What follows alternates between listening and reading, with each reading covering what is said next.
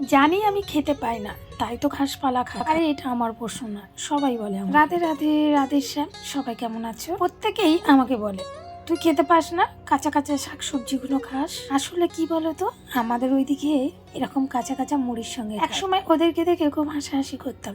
এখন আমি নিজেই খেতে ভালোবাসি। তবে কি বলতো, আমার শ্বশুর বাড়ির ওইদিকে টাটকা সবজি আর খুব সুস্বাদু পাওয়া যায়। আমাদের কলকাতাতে তো সবকিছুই ভেজা, কি আর কাঁচা খাবো বলো।